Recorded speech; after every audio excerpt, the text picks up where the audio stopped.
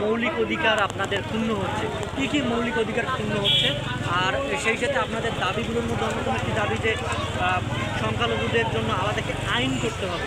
আসলে এই আইনটা কেন? কারণ আপনারাও বাংলাদেশের নাগরিক, অন্যান্যরাও বাংলাদেশের নাগরিক, আলাদা আইন কেন?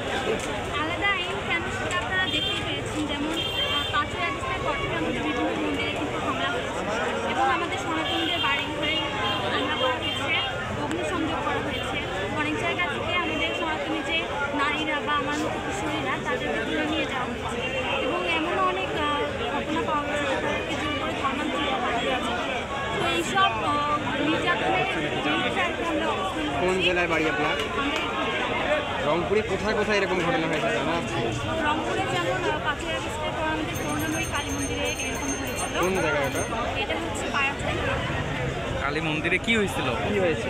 ওখানে আর কি একজন দুর্বৃত্ত এসে মানে কি বলে হামলা চেষ্টা করছে। আর কোথাও আর হচ্ছে কোনো নারীকে তুলে নিয়ে গেছে এরকম জানা আছে? আমাদের আশেপাশে হয়নি, কিন্তু এরকম সোশ্যাল মিডিয়ায় এবং দেখেছি আমরা। কোনো হিন্দুদের বাড়ি দখল করছে রংপুর শহরে এরকম জানা আছে? রংপুর শহরে বা রংপুর ডিস্ট্রিক্টে? রংপুর ডিস্ট্রিক্টে আমাদের পাড়ায় এরকম হয়নি, কিন্তু আশেপাশে এগুলো কি আপনারা সামাজিক যোগাযোগ মাধ্যমেই দেখেছেন?